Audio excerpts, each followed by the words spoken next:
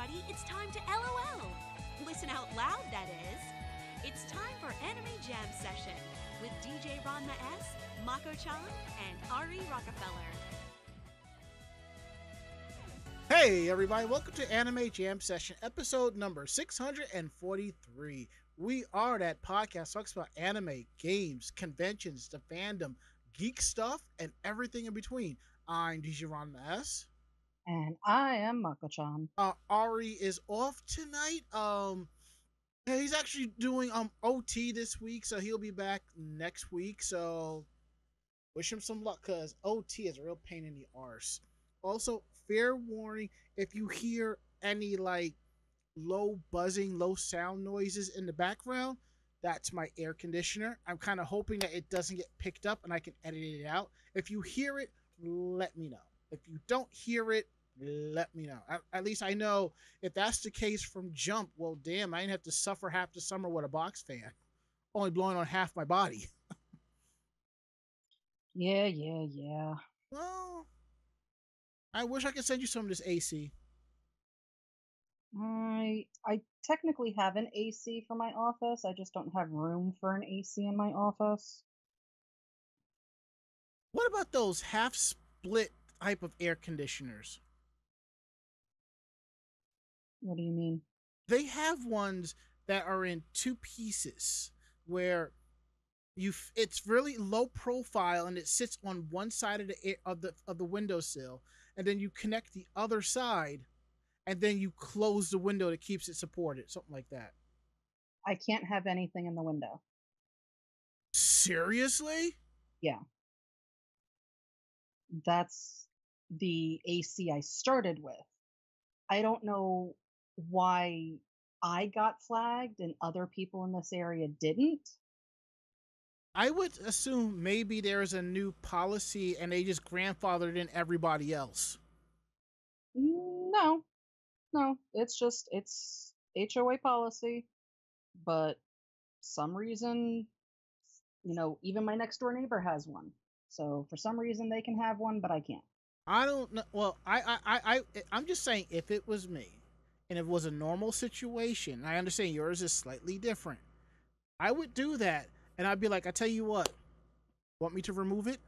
Have everybody else remove theirs. Because if you're going to ping me, I expect you to ping everybody else. And I'll be letting my lawyers know. By the way, I'm represented by the law firm of Dewey, Cheatham, and Howe. Have a nice day. That's just me. But I understand your situation is there. I get it. I just don't think it's fair. That's all. Yeah, it's something to do with them being afraid that it would fall out of the window and crush somebody. Jesus. I remember for a while I was actually searching for a low profile air conditioner, and I remember seeing somebody, I saw somebody put one out. I was like, where did you find that? He was like, it came with the apartment. I was like, son of a bitch. Well, anywho, enough about that. We are live tonight, week of August 6th, 2014, right here on Twitch TV. We're live Tuesdays from 9 to 10:30 p.m. Eastern. You will always find us at Twitch TV/Anime Jam Session. We're also proud to be part of the Voice of Geeks Network at VogNetwork.com, and they're also on Twitch too. You can find them at Twitch TV/VogNetwork. And come hang out with us in our Discord, VogNetwork.com/Discord. Every show is part of the Voice of Geeks Network, has their own channel, so come through, hang out, have a good time. The pool is wide open, so come and enjoy floating on by listening to some lo-fi hip-hop anime music. So now thank you for 4 years. Holy shit. Subscribed. I'm just seeing that. Okay, so for those of you who don't know, I know other shows on Vog, people do, they will always shout out the bits and the subs and so forth. We don't, not because we're ignoring you, no, we're just trying to do like a normal show and for those of you who are listening through the podcast. So, you know, but I want to give a special, but because it was brought up and Michael Chan brought it, I want to give a special shout out to Sia DeBerry. He's been a longtime fan of Anime Jam Session. He just hit 48 months, 4 years. 4 years of you listening to us. I am so sorry. So sorry. I'm not. Oh, of course you're not. I apologize for nothing. You never do. Because you're like hedonism bot. I regret nothing. But yeah, seriously, CWB, thank you for being a longtime supporter of the show. We really appreciate it. And you might, as anybody else who's participating with us live, throw a sub or throw some bits. We appreciate it because every little bit goes a long way. Because as long as we're going, we'll be there. So let's go ahead and get that going. Right now we got that out the way. Mako-chan, how was your week? How was your day? Not bad. Why are you dirty? Cat, why are you dirty? What did Cassie do? I had the window in my office open and she was just, you know, in there. So I'm gonna guess that she's now covered in pollen. Anyway, haven't really been doing anything. Had our annual pool party. Yeah, that was fun. Yeah, I mean that's basically it. Watched Karma at work. Gotta love that shit. Beautiful. So beautiful to watch Karma happen. But yeah, that's about it. All right, so yeah, we had our yearly pool party. That was fun. I went out and decided to upgrade my watch, which is great. And then 2 things happened that I'm not too fond of, but I'm dealing with it anyway. Number 1, because of the evidently it's running my watch. I got a Galaxy Watch 7. It's running Watch OS 5, and it's not compatible with my anime watch faces from Facer. So I'm not really upset by that per se. I just deal with it, you know, because eventually Facer says they'll make things compatible. So as long as the watch works, that's great. And the second thing is I figured out that my old charger does not work. I mean, it's not pushing enough power. Oh. Yeah. So I've had the actual watch charger itself plugged in by my bed and charging it when I get home and when I'm in the shower. So I went looking on Amazon for a replacement charger. And some of them saying compatible with these different ones. I'm like, I just want to make sure it works with the Watch 7. And I like having one that's like a dock so I can just drop it in and go. So I found one. It looks like a fancier version of my old dock. I would put up on display here right now, which is this little rinky-dink thing. It still works, but it just doesn't push enough power for the Watch 7. So I tried it at work. I had it plugged into a USB 2.0 USB-C cable and just let it work. And it fully charged it. So I'm like, perfect. So after the show, I'm going to run another cable to keep it charged and let it ride. And I realized one of my cables here is USB-C to C, so I'm going to run that off the watch and hook up another charge cable for the for my phone here. So we're good, and we are golden with that. See what else is going on. I don't know if I said, but we're actually interviewing people for a third position at my job, and people. I'm going to tell you something. You're not going to like this, but you're going to want to hear it. This is 2024. Unless you are in the entertainment field where you're doing art and performance and music and so forth, stop having fancy design resumes. You need a professional resume. Okay? And what I mean by professional, your basic information at the top, an objective, a summary of your skills and each of your roles and go into it as fully detailed as you can on what you did. Even if you did the same thing at the last, just put it there. They all need to do that. Don't just put your fancy name and all of this and where you. That's a lot of white paper. That's a lot of white. They're going to toss that. Put as much as you can, because nowadays it used to be where HR people would just look at your resume for 30 seconds and scan for certain keywords and then pull it. If it didn't see those keywords, your resume got kicked to the wayside. Right now, a lot of places are using AI in the aspect of looking for keywords and stuff, and people are putting little snippets of code in there so that it gets picked up. And not even that, even if a recruiter just happens to look through, you want it as detailed as you can because you're legitimately selling yourself. That's it. And there are sample resumes on the internet. Just take time out to go as far as you can. That's it. That's all I gotta say. Because I helped a friend redo a resume for a position, and I saw another one. I'm just like, you know what? This is what you need to do. So So that's what I'm gonna tell you this right now. Professional fields, have as much detailed information on your resume as you possibly can. Please and thank you. So outside of that, that's been it. So anywho, we're gonna get into our next section here, housekeeping notes. It'll go forward. Let me refresh that. Wonderful. All right, I just want to let you know that video episodes of this podcast is available on our YouTube page, youtube.com/anime jam session. Episodes are available Thursdays at 12 p.m. If they're not up by that time, I probably forgot, and it'll be up as soon as possible.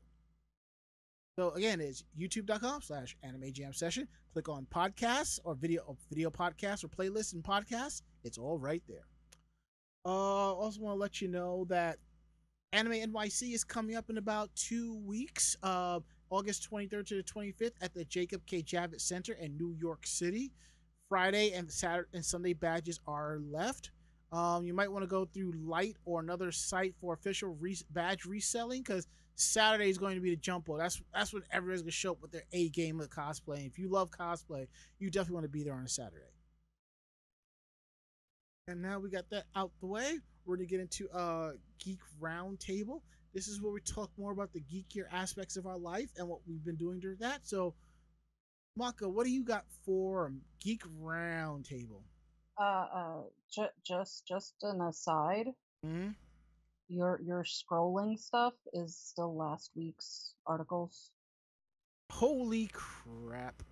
Okay, all right. While you do your thing, I am going to go in and edit them. Okay. Yeah. No, you know how it is. I'm always forgetting to do something every freaking week. Always. Yeah, well, I figured also with the weather and everything that and everything that you've been doing today. Yeah. You were probably not even thinking about it. No, but the thing is, I do this on Monday nights. That's the thing.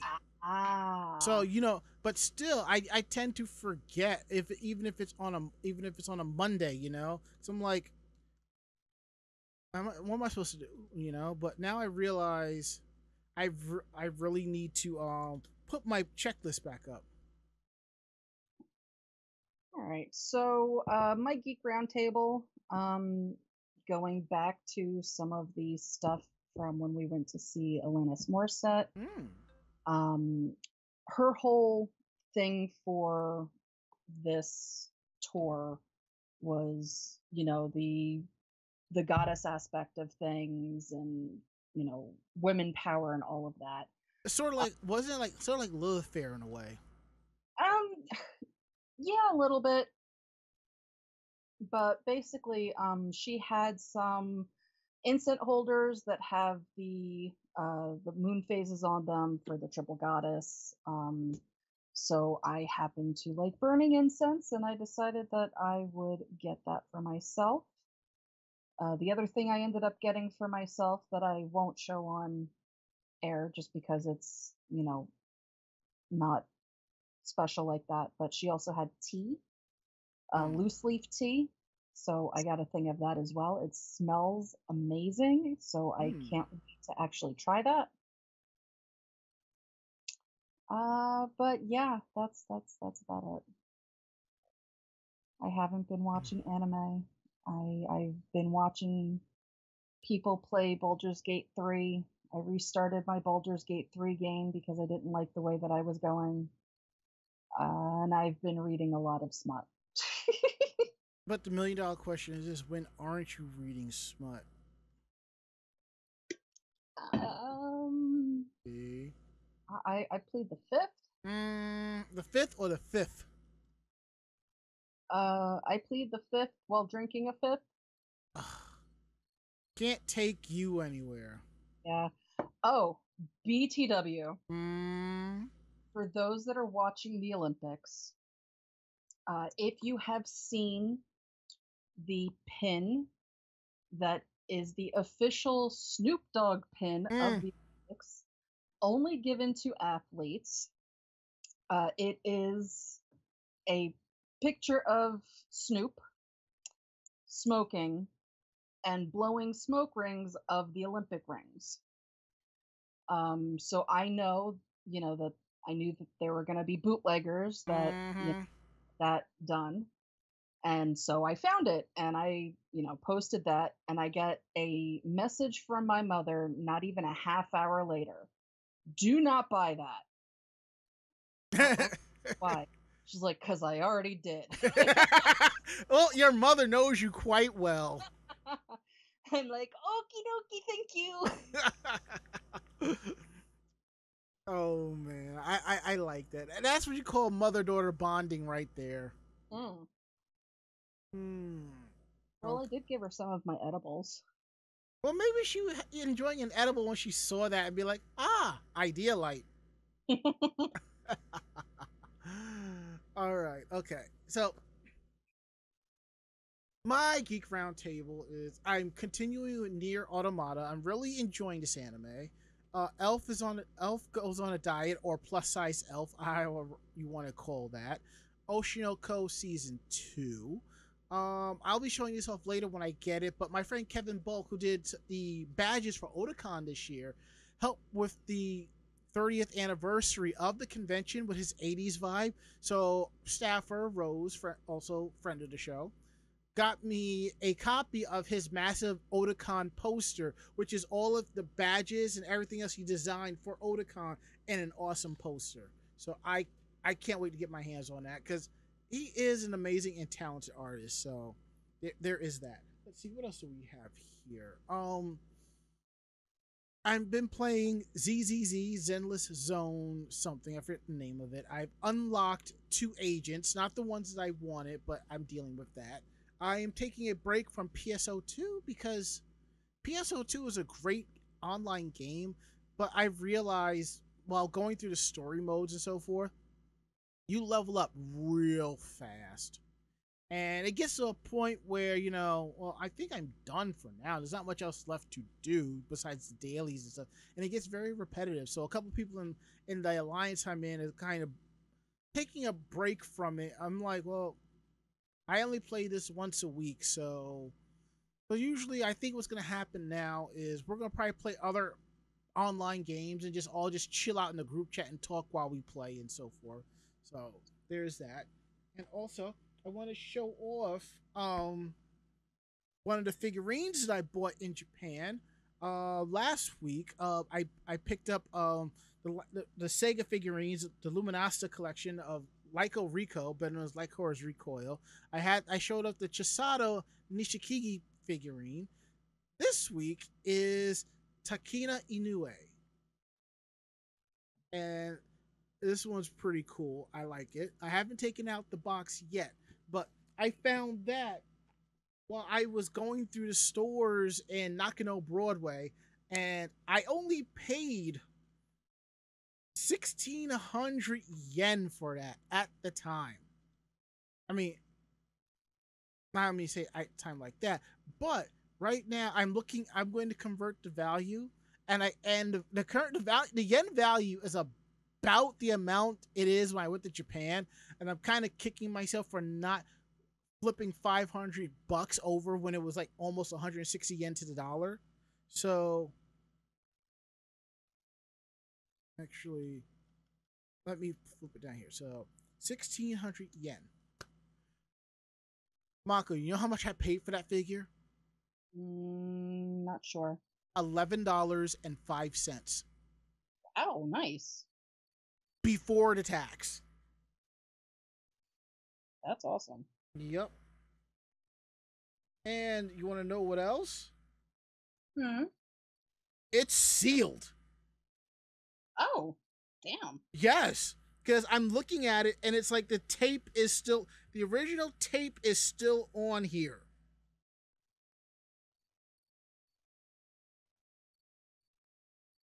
Marked down from 1,760 yen.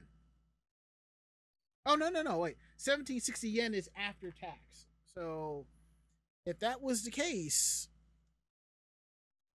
1,760, $12.16 after tax. Nice. I know. Yeah, one thing I have forgot to mention. When you're buying stuff in Japan, you'll always see the advertised price and then you'll see a price in parentheses. Generally, if the price in parentheses is higher, that's the price you pay after tax. If the price is lower, that's the price before tax, and whatever the bold price is, that's what you're going to pay after the tax. So I kind of wish more stores would do stuff like that. That would be kind of cool. Like with these digital signage and stuff. You go into Best Buy to buy like a camera and it's $6.99, and you see after how much you pay. At least you have a general idea of what the fuck, you know. All right, so enough about this. You want to kick things off, or should I kick things off? You can do this one. All right. So our top story tonight is something that really surprised the fuck out of me, because I had heard about this through the grapevine, but I was like, I don't have any information to back this up at all. So I need someone to tell me, is this is true or not? Lo and behold, it came right up. It seems that a California task force arrested 14 human traffickers in a sting at San Diego Comic-Con. It seems that the California State Department of Justice announced that it and the San Diego Human Trafficking Task Force made 14 arrests and recovered 10 victims in a human trafficking sting operation during the con from July 25th to the 27th. The announcement added that the operation involved law enforcement personnel that worked undercover within the event, posing as sex buyers to contact potential victims and posting undercover advisement to solicit sex to catch traffickers. The operation recovered 9 adult victims and one 16-year-old girl. That is fucking wild. Mm-hmm. But the thing is, I never would have guessed something like this would happen at a con, but at the same time, I'm not surprised by it.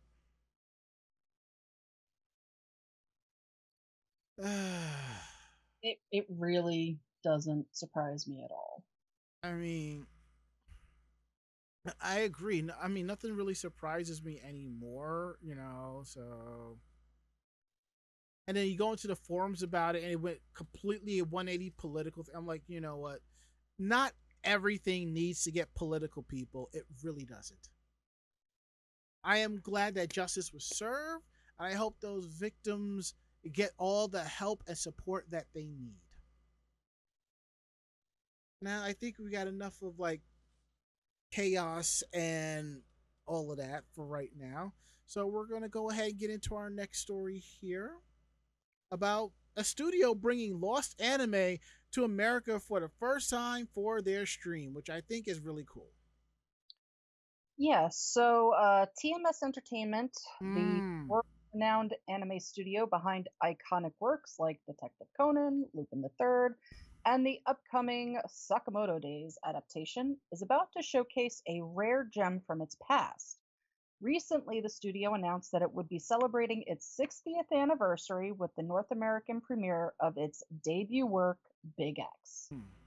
Initially released in August 1964, Big X, a historical science fiction anime from the mind of Astro Boy creator Osamu Tezuka, has long been designated a quote-unquote lost anime.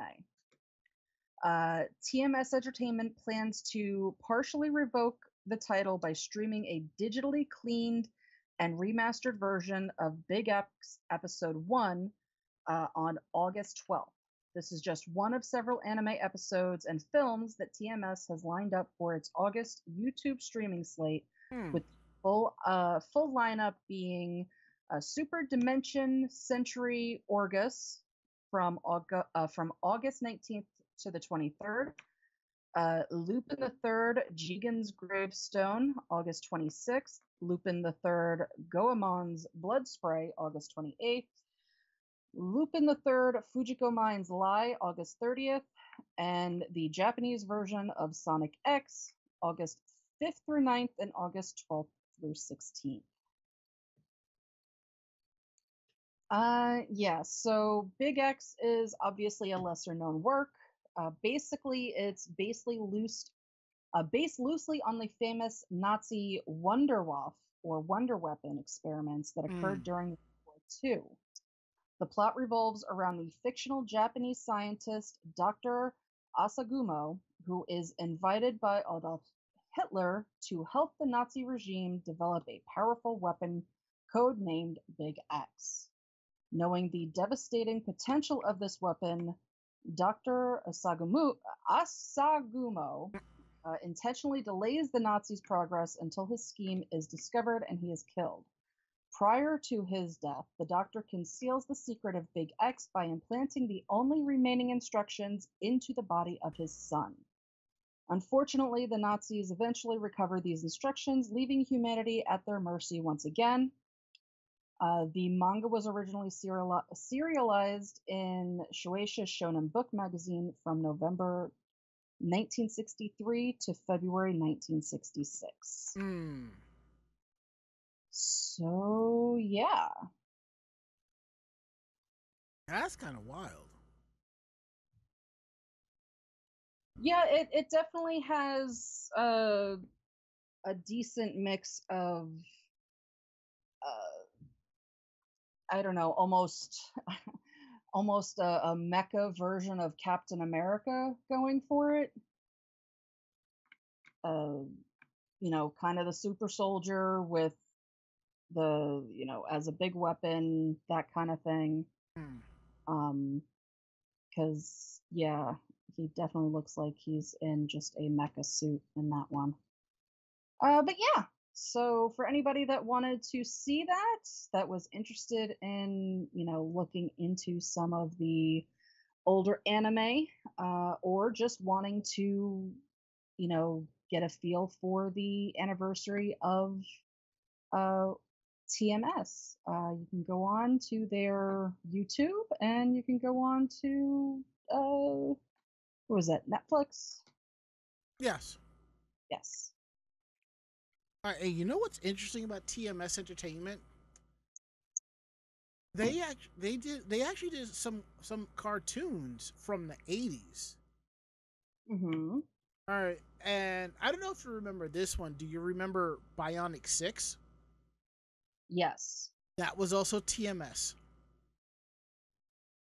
And he also did another 80s cartoon that I know everybody who is currently watching, participating, or at least listen to this podcast, I know everyone has seen this cartoon at least once. Disney's DuckTales. The original? Yes. Yeah, that doesn't surprise me. And I believe they did Rescue Rangers as well.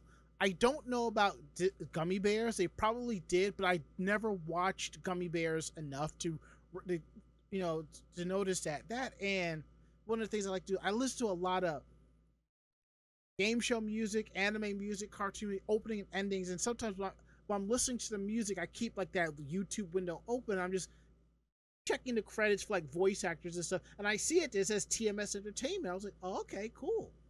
But I'll tell you this right now, I guarantee you, most of the cool cartoons you remember from the 80s and 90s that you finally remember more than anything else was probably done by a Japanese studio. Probably. except for the Street Fighter cartoon. Yes, we know that was also done by an anime studio, but it was really bad.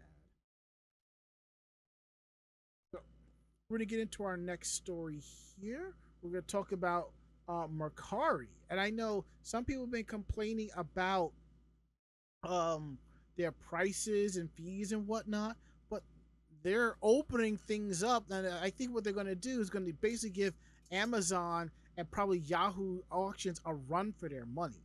And what they're doing is they're opening up the Japanese side. Now, what's cool? Now, I think this is awesome because there are times I look for certain figures and so forth, and it's already sold. That pre-orders already sold out on Ami or Otaku mode. So I will check Amazon because there are a lot of Japanese shops that actually have a storefront on Amazon, and it's still a lot of times free shipping coming from Japan, which is really cool. Which is probably is in a Japanese warehouse, something like that. But also, I check Amazon JP. Believe it or not, you can go to amazon.co.jp and search in hiragana and everything to find what you're looking for. So the fact that Mercari is doing this, that's like, hold my beer. Mm-hmm. So major e-commerce company Mercari has officially opened American access to its Japanese marketplace, giving anime and manga fans direct access to millions of new sellers of both rare and high demand products. Yeah, I'll tell you right now, I've been eyeing this one particular Sailor Venus figure, and if it's cheap on Mercari, basically new, sold American. Japanese leading community-powered marketplace Mercari announced last week that customers in the United States can now access its Japanese marketplace. The launch of Mercari X Japan means fans can now access inventory from millions of Japanese sellers, including niche and hard-to-find collectibles like manga and action figures, as well as extremely popular brands and franchises such as Dragon Ball, One Piece, Sanrio, Sunny Angel, and more. They're also going to open its first physical store called Mercari on Melrose on Melrose Avenue in Los Angeles. The store will host a curated collection directly from Japan throughout August, as well as space for sellers to list items, a dedicated space for DIY classes, events, and a partner pop-up area, and more. That's really cool. Following the expansion, Mercari US CEO John Lagerling said, "This launch is the first time we are connecting our US and Japanese marketplaces, enabling US shoppers to purchase items from millions of sellers in Japan. When we thought about the future of resale, cross-border shopping was a natural next step in Mercari's evolutions as a truly seamless global marketplace. Interest in Japanese fashion, toys, and collectibles have been steadily increasing in recent years, and the strength of the US dollar makes it a great time for our customers to be able to buy directly from Japan. Bless it, Kami, bless it be." Now, for this aspect, you have to understand that the Benos Group will handle shipping from Japan, inspecting all purchased items before international delivery. The company targets a delivery time of around 2 weeks after the seller's dispatch. Readers can visit Mercari's Japan Drops site for more information about that, and it's mercari.com/Japan Drops. Notably, the Benos Group operates Buyee, one of the leading Japanese auction websites and proxy shipping services. It oversees international shipping for Evangelion's official site, which, notably for fans, recently dropped a new Samurai Eva Unit 01 figure designed by Afro Samurai creator Takashi Okazaki. And I saw that it is pretty boss looking. Buyee also manages international delivery for stores like Anibus, whose new Berserk timepieces follow similar collabs with Attack on Titan, ReZero, and others. Mercari on Melrose choosing LA as its home is hardly a surprise, given the area's numerous anime collaborations with links and broader Japanese culture. LA hosts AX and Anime LA annually, and the city is home to Little Tokyo, America's only anime store and one of the largest Japan diaspora in the country. It was recently the location for the Mugiwara store pop-up, a limited-time branch of the largest One Piece store in the world, and an Akiba Made War pop-up this past July. All right, I'm kind of cool with that. All right, now I would love to see this on the East Coast, but we don't really have a really big Japanese diaspora here on the East Coast per se. I grew up in the suburbs of New York City, which is Westchester County. There is a town, Scarsdale. It's basically a large Japanese community there. And what was cool was I think I had mentioned this on the show a few months back. When I was in Japan, I went to a bar and the bartender grew up there. So that was really cool. I would love to see, maybe they have like a small pop up store or something like that because anime and merch is popular. But I do get there's got to be a major demand for it. LA, hands down, no doubt, it would work so well. I would love to see like something like that in New York City. But I know we have Book Off. And don't forget, we have Japan Village in Brooklyn, which is something there too. I could see that with because I mean Japan Village is basically our answer to Little Tokyo. You have a supermarket, you have a cellar, all this cool stuff. I could see maybe Animate or Sugiya opening up shop, like a small shop there. I mean, we also have Mitsuo Marketplace, which is also kind of niche. There's right across in Jersey, they could do something like that. We have Books Kino Kuniya. We got kind of fragmented stuff. It'll work. We got something going. I would just love to see it expanded out some more. Maybe who knows? Japan Village become its own little neighborhood as opposed to like 3-4 blocks of Industry City.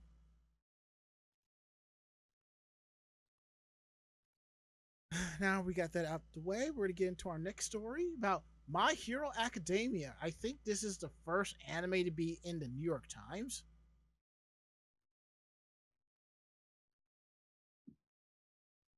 Mako, you still with us? Yeah, sorry. All right, just making sure that you're good. Yeah, no, sorry. I'm spacing. Well, it is a Tuesday night. Yeah, no, I'm just kind of warm. Gotcha. Drink Yeah, so we're talking about My Hero, right? Yep. So for those that don't know, My Hero Academia ended its 10-year run on Monday, which would be yesterday. Mm-hmm. And to commemorate, Shueisha is taking out an ad in the morning edition of the New York Times featuring an English comment from Hirokoshi, which says, "Thank you for all the love and support for My Hero Academia. Seeing everyone enjoy the series was a joy for me as well. As you continue your daily lives, I hope you will fondly remember Deku and friends every now and then." The advertisement will also be published in the international edition of the New York Times, including in Japan on August 6th, which was today. Not only that, they are hosting for the first time a worldwide character popularity poll for the manga. The World Best Hero popularity poll is open now, and voting will end on September 30th, Japan time. Fans can vote once a day. The results for the first round of voting, called the main stage, will be announced on December 2nd at 7 p.m. Japan time via a live stream on Shonen Jump YouTube channel. A special final round of voting, the Plus Ultra stage, will then be held for 24 hours to determine the number one character from among the top 3 in the main stage. Each person can vote once an hour for a maximum of 12 votes during that period. The Shonen Jump YouTube channel will again announce the final winner via a live stream on December 3rd. The winning character will have a statue created in their honor, and illustrations drawn by Horikoshi himself to serve as the model of the statue. Shueisha also announced a fan art contest. Fans can submit their fan art on X, formerly Twitter, with the hashtag WBH_fan art. um, or the Japanese version, which is do your best fan art. 10 works will then be chosen, and winners will receive digital data with a personalized signature from Horikoshi. Ooh. Submission deadline for that is September 1st, and winners being announced on September 15th. The manga is also commemorating its conclusion with its final fan book in January, first art book in April, and a large new scale art exhibit in summer of 2025. The 42nd and final volume will release in December. They're also getting a board game titled Boku no Hero Academia Your Best Memory to commemorate the manga's completion. That should be out in winter of 2024. So for those that want to go on to vote, you want to go to myheroacademia.worldbesthero.com/en for the English site, and go vote. You know, I actually found out. How the manga ended. So I'm not angry about it. I'm not even sad about it. I'm like, it kind of makes sense.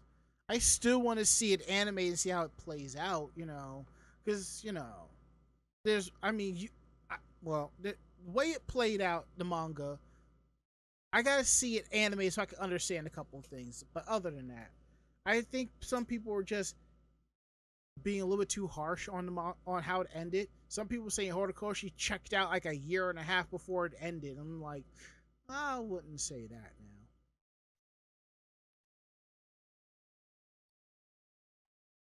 So, anywho, Mako, you up for a road trip? I'm always up for a road trip. How about a road trip to Hollywood, California? Perhaps. For some Hello Kitty? Maybe. And then maybe stop by for Super Nintendo World? That would be a definite. Mm-hmm. Now, we bring that up because there's going to be a Hello Kitty cafe and a store heading to Universal Studios Hollywood. It was announced on Twitter that Universal Studios Hollywood that they're going to have a new Hello Kitty and Friends cafe and a Sanrio Smile Shop coming to its Universal City Walk location. We don't have an ETA on opening date, but the two new stores are expected to replace Francesca's and the Chicken locations. Readers can check out the announcement teased on the coming soon below on their Twitter account at twitter.com/unistudios. I am not calling it X. No. And I'm sick of our websites going X formerly Twitter. No, it's Twitter. Because if you put in twitter.com, it redirects to X. Don't care.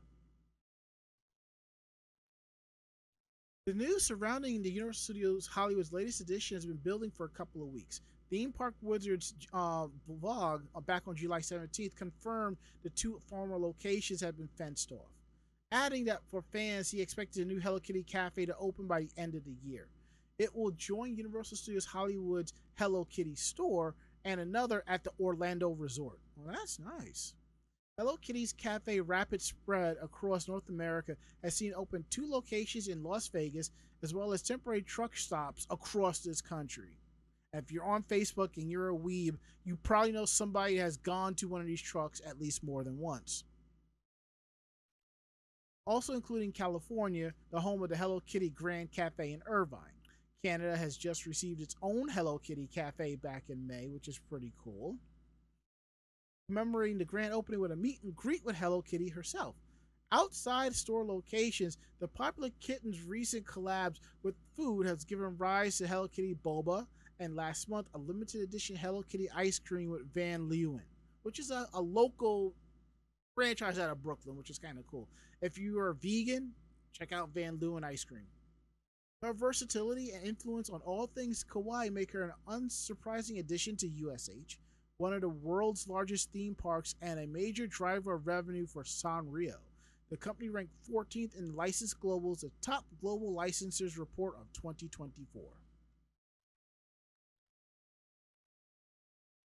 So, isn't, if I remember correctly, Hello Kitty is not a cat? According to Sanrio, Hello Kitty is a human in a cat costume, or something like that. That she is not a real cat, thus why she can have a cat as a Pet. But I don't know if it's a human in a cat costume or something along the lines of, Mickey Mouse and Goofy, where they're just anthropomorphic beings. So basically, Schrodinger's mascot. Yes. Hello Kitty is Schrodinger's mascot. If that doesn't fuck you up tonight, nothing else will.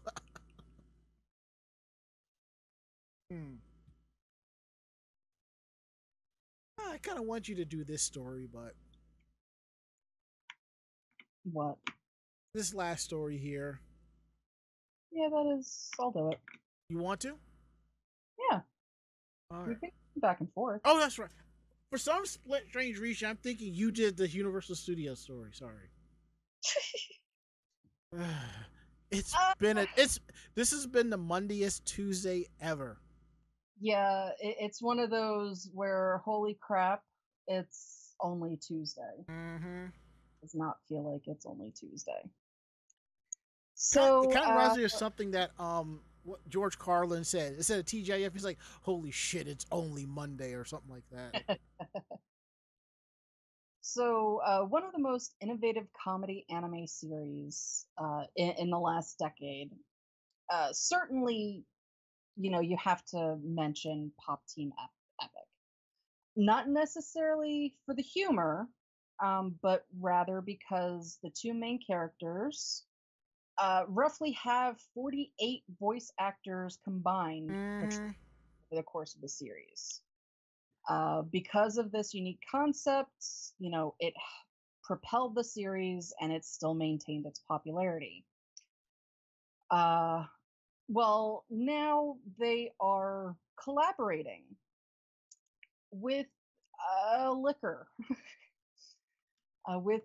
specifically with German liquor producer Kleiner Failing. The collaboration seemingly came out of nowhere as Pop Team Epic's creator, as the creator, the anime, and the liquor brand basically made no announcements beforehand. However, 4 commercials for the brand featuring Papuko and Pipimi debuted on the Klein Failing Japan's YouTube channel on August 1st. They are really 2 sets of 2 commercials, one taking place in a bar and a second in a back alley, and of course, voiced by 2 sets of voice actors. In the first set of commercials, Papuko is seated at a counter in a bar drinking. Like a good hard-boiled story, the bartender tells Papuko her next drink is from a customer at the other end of the counter. In this case, Pipimi. After asking what the drink is, Pipimi slides over on the counter and gives a short explanation of Klein Failing. The 2 characters then party as if they are in a club before Pipimi returns to her seat, and Papuko and Pipimi offer each other a silent raising of their glasses. The second commercial begins with Papuko, who has been shot in a back alleyway. After trying to smoke a cigarette, Papuko says she hopes she wouldn't be seen like this as Pipimi appears and offers Papuko a cigarette. Papuko then asks Pipimi for some alcohol, to which Pipimi offers Papuko a mini bottle of Kleiner Failing. And like the first commercial, the 2 characters then party as if they are in a club. Both sets of commercials have the absurd humor seen in Pop Team Epic, as well as two different sets of voice actors voicing the same commercials. Unfortunately, the staff has not revealed who is voicing the characters in the ads. However, the press release by the Japanese distributor of Kleiner Failing said, roughly translated, try to guess who the voice actors are. They also released a special Kleiner Failing box set with the characters. Each box comes with 2 sets of 5 flavors for a total of 10 mini bottles. The flavors are original, which is fig, cocoa biscuit, blueberry, wild berry tonic, and red berry sour. Along with this, each box will randomly come with one of 3 Pop Team Epic rubber key holders. Those also went on sale on August 1st at most Don Quixote stores and Amazon Japan. While Amazon Japan ships internationally, they verify you are 20 years old, legal drinking age in Japan, or older before purchase. Buyers are also responsible for all import fees, and shipments may be subject to taxes, customs duties, and fees levied by the destination country.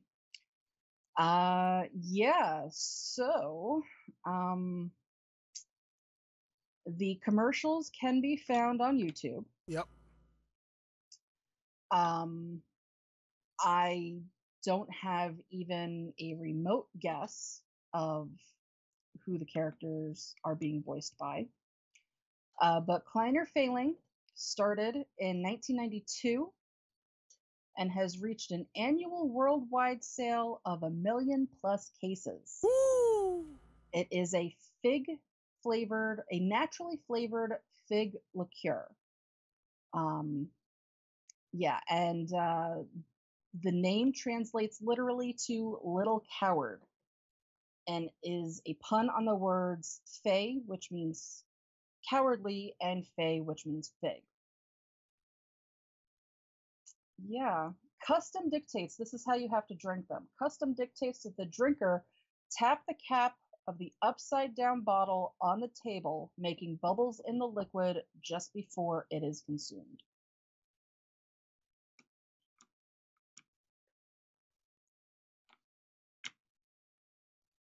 Seems legit. I question just how much it is, though. Well, I'll tell you what. I'm gonna head over to Amazon Japan and see. I'm gonna take a look and see what we got here.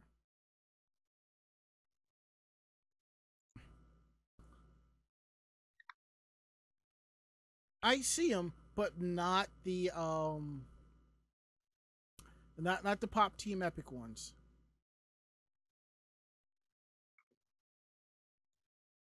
But yeah, I just see the mixed. Yeah, I'm definitely not seeing it. But I'm seeing like a basic set by them is going for like $15, but they're not shipping because it's going through a third party. So, I'm actually doing like a quick Google search. I'm not. Wait, what? What? Wait, what is this? What is this? Oh no. For a split second, I thought this was on the damn Crunchyroll store. I'm like, are you serious right now? Are you serious right now? Yeah, I'm definitely not seeing it. So, oh well. It is what it is. Jeez, Scott Pilgrim Funko Pop. Never mind. Alright. Anywho, well, now we got that out the way. We're at the part of the show that y'all really like to stick around for. Meanwhile, in Japan, and as always in this case, when Ari is not here, Mako usually gets dealer's choice. Why do I get dealer's choice? I don't want dealer's choice. Well, it's too late. You shouldn't. Well, you already signed the contract, so I don't know what else to tell you. Oh. Yeah. That ain't fair. Life, that's how life goes. Haha. Oh, poor you. Alright, let's see what I have.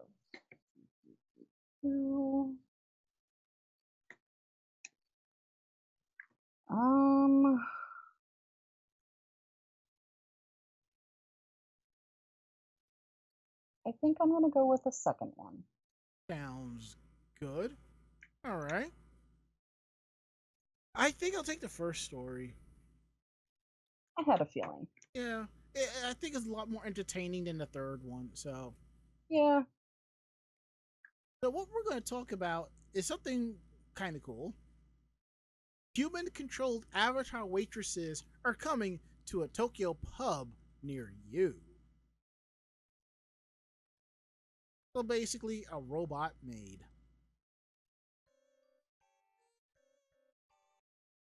There we go. I don't know why that one's. There we go. So on its website, Miraizaka Izakaya, which is a Japanese style pub. I've been to a few of those here in the States. They're really awesome. In their branch in Tokyo's Shinbachi neighborhood, touts its delicious karaage fried chicken and relaxed interior as reasons to make it your next destination for a bite to eat and a couple of cold ones. And yeah, looking at the photos that have advertising, it is an awesome appeal. Tasty fried chicken and a cozy interior, though, are things you can find at a lot of restaurants. But you know what Miraizaka has that's not so easily to find anywhere else? Anime-style avatar staff to take your orders. To be clear, these aren't pre-recorded animation with sound clips that play when you place an order, and they're not AI either. The avatars are remotely controlled by actual people using a setup similar to the one used by virtual YouTubers. So think about it, when you watch a VTuber, it's that person there in front of the screen with the camera visualizing the software to make them their avatar. And that's basically what this is, if you notice it with the camera there. It looks like they're using a Logitech Brio. Ugh. Anywho, for those of you who don't know, izakayas are legitimate restaurants, not pseudo-dining paid companionship providers like hostess bars. Nevertheless, the spoken interaction between izakaya customers and staff, even something as simple as a heartfelt "thanks for dining with us today" or "what do you recommend?" adds to the experience. So while an increasing number of restaurants in Japan are shifting to touchscreen ordering systems to cut costs and overcome staffing shortages, Miraizaka is partnering with Tokyo-based startup Avatar Dining Lab for this high-tech hybrid of real and virtual waitstaff, specifically stating that they want to offer a human element that the AI can't provide. I like that. In addition to the novelty factor and benefits for the restaurant, Avatar Dining Lab says that the system can also be a plus for workers, eliminating the need to commute to and from the restaurant, and even allowing part-timers to easily pick up shifts at multiple locations, perhaps even appearing at different avatars at different restaurants within the same block. Miraizaka's avatar started serving customers at the Shinbachi location on July 29th, and they're scheduled to be on duty until August 29th, except for August 11th to the 16th, between 6 and 11. While it's only a 1-month trial, Miraizaka has branches across Japan and is part of the Watami Group, which manages multiple other izakaya chains too. So if avatars prove popular in Shinbachi, we could see them appearing in a lot more restaurants in the future. Okay, also to clarify, an izakaya, think of it as a Japanese pub. Like if you ever gone to like the local bar or the local pub where they serve drinks and food and so forth, that's basically an izakaya. Japanese beer, ramen, sushi, all types of stuff. That's basically what it is. And it's pretty nice fare. There's one maybe about 20 minutes from my house I've been to, and it's really nice. Cash only, but it is pretty nice. And to kind of add on to the whole virtual aspect, when I went to Denny's in Japan, I liked the fact that they told me where they guided me to my booth, the server, and there was an iPad in different languages, and I could just just tap on it what I wanted. Then I can go grab my drink. Someone served me my food. I ate. I went to the front, handed my receipt and the money over, and gave me the change. Or I can go to, or if I'm in front of the register, I can put my money in the register, and it puts me back, and it gives me back my change. And I think that's really cool. And unlike here in the States, when Japan does something like that, everybody who's employed is going to end up finding a job somewhere else within the company. So, you know. And as Bonzo 6 said, we had a Sanrio store here in New York City. Well, yeah, I remember that, and then it closed, and then it moved like 2-3 blocks up the way, and then it closed again. And he says he's been to Denny's twice. Denny's is pretty nice. It's pretty niche. Last time I was at a Denny's was like, I want to say May or June. I think it was Memorial Day weekend.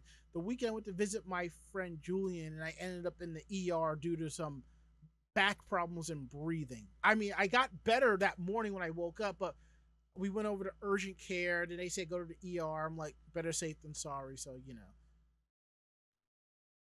Mako?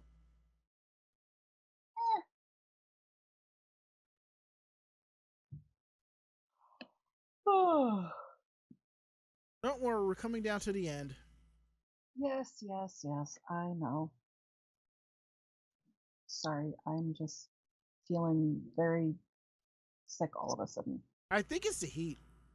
Very well could be. Yeah, so, final story. Yeah, so, there is a government auction site in Japan where you can get some very unusual memento from Japan. Mm-hmm. You feel like, you know, testing your luck. So instead of going to the flea market, you might want to sign up for a government auction. Not a lot of people know about it, but KSI Kankochu Auction, or the KSI Government Auction, is a website where you can bid on a wide variety of surprising goods put up for sale by government and municipal offices around the country. So some of the stuff that you can pick up would be a Fist of the North Star pachinko machine. For that auction, that started at 1,000 yen, which is $6.64. The highest bid right now is only 1,600 yen. Imagine winning a $2,000 pachinko machine at an auction for $20. Yeah. You can also get manhole covers. Currently, there's a manhole cover featuring an image of Fuka-chan, which is the Saitama Prefecture mascot. That one bidding starts at 10,000 yen. Which is probably about $650, something like that. They also have some plushies. So there is a Yoshi Kitty, which was part of the X-Japan Hello Kitty collaboration. That is currently 1,100 yen. That's cheap. Yeah. Most surprising would be that you can also get vehicles. And not just, regular citizen vehicles, but like an ambulance from Saitama Prefecture that has a starting bid of 618,900 yen. It was used by the city until 2020. Does not come with a red light or siren, and all the writing on the outside was removed. It does come with all of the equipment inside of it, though. Just so you know, 618,900 yen is under $7,000. So you can have your own mini ambulance. Perfect to drive around conventions when people get into argument weeb fights. Yeah, not for nothing. You could definitely fix this up and use it as a place to sleep instead of getting a hotel Mm-hmm.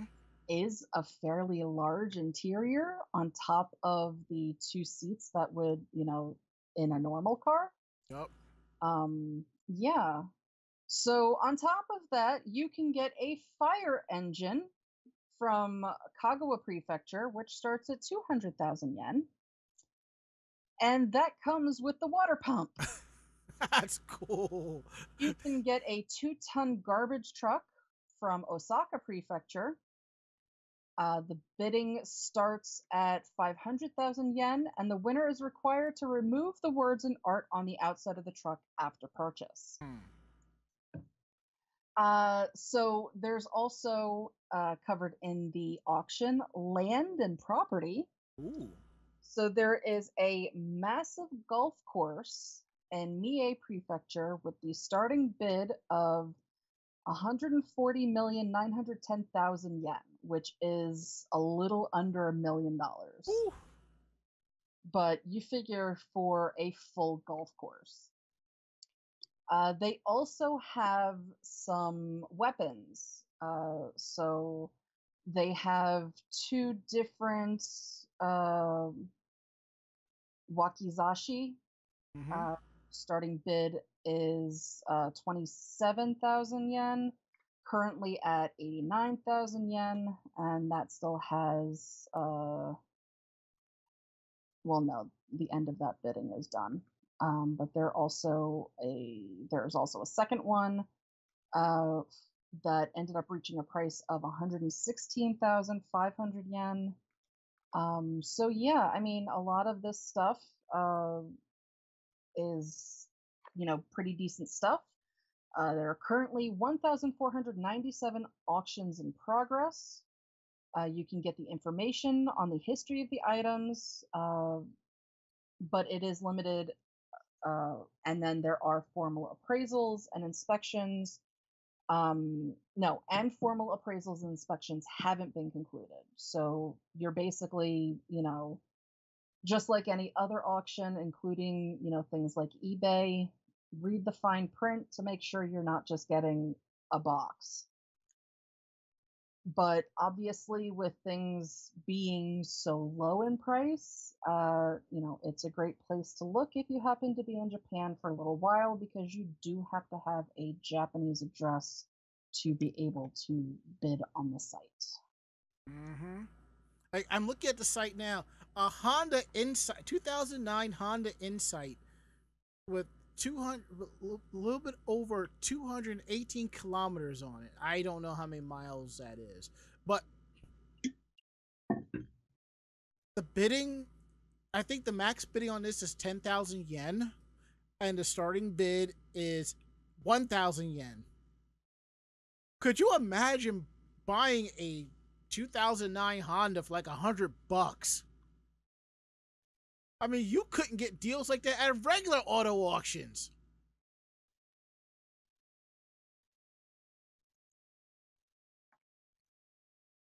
That is wild. Well, they have a bus going for 3 million yen and starting is 300. Party bus. Oh God. Could you just imagine if they actually opened the site up to outside of Japan? Yeah, I don't think that would ever happen. If it did, maybe a third of this stuff would be out there. Keyword, a third. Yeah, I mean, there's a lot of stuff on here, including houses and condos and, things like that. I mean, Japan right now has a very low housing market. Mm-hmm. So like this one, this is in Hokkaido, 3-story store for 230,000 yen. Jesus. Yeah. Resort apartment with a large hot spring bath right now is 252,525 yen. You're killing me here, Smalls. Yeah, I mean, this is, if you even remotely know Japanese, this is the kind of stuff you really, really want to try and get onto. especially if you have friends in Japan that you can have this stuff sent to, and they can like little stuff that he can send you. I mean, come on. Yeah, but still, I mean, even if you got one of these, one of these apartments or one of these condos or something like that, one, you can use it as a vacation house. Mm-hmm. So you have a central location if you decide that you want to visit Japan. Two, when you're not using it, you can, rent it out.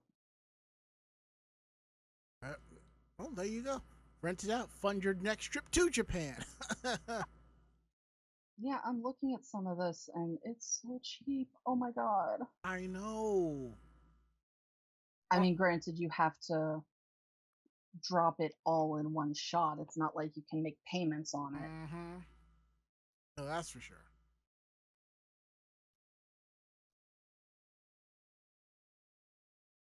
All right, let's see what we got here. Okay. Legit. Working with that. That looks fine. That looks great. I think it's time to wrap the show. Yeah, I agree with that, considering Cassie is attempting to jump on top of the computer. And telling you to get off the computer and go to bed. Yeah, something like that. Bonzo success. Oh, new timeshare venture in Japan. Oh, here we go.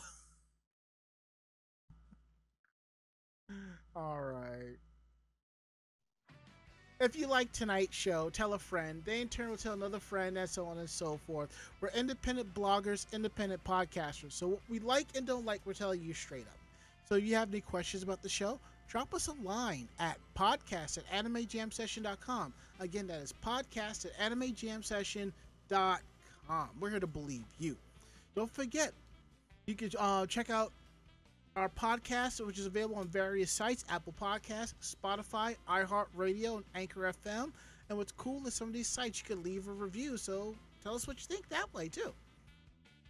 And when you get a chance, check out our website at animejamsession.com, where you'll find not just our weekly podcast, you'll find anime reviews, editorials, cosplay tips and tricks, cosplay interviews, anime reviews, links to our social media for convention and cosplay coverage, all that and a lot more at animejamsession.com.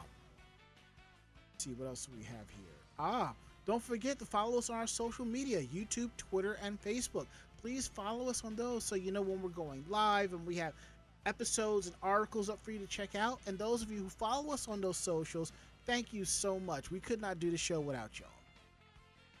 And now, don't forget, if you're participating with us live, down below is our tip jar. You can click on those. You can send us cash directly through Stream Elements, Streamlabs, and Ko-Fi.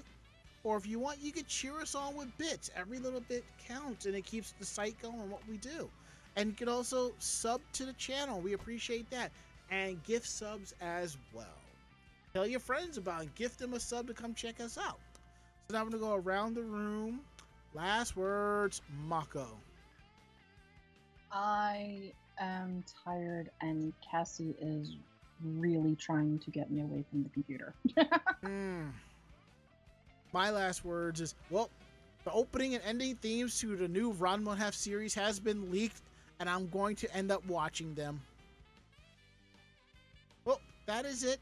End of list. We'll be back next week with a brand new episode. Mako will be here. Ari should be here. And Barry should be here. They went to Otakon. I would love to hear a quick 10-minute review of Otakon, which will probably turn into a 20-minute review, but that's neither here nor there. So we'll all be here. Will you be here? We hope you are. We're going to get up on out of here because it's been a day, and Mako's cats are trying to kick her off the computer and tell her to go to bed. So that should be a sign from above. So that is it. End of list. We're getting up on out of here. So I'm Ranma. And I am Mako. Great fight. Great night. See you next week. Good night. Say goodnight, Mako-chan. Good night, Mako-chan. Perfect. Awesome. We're getting out of here. See you all next week.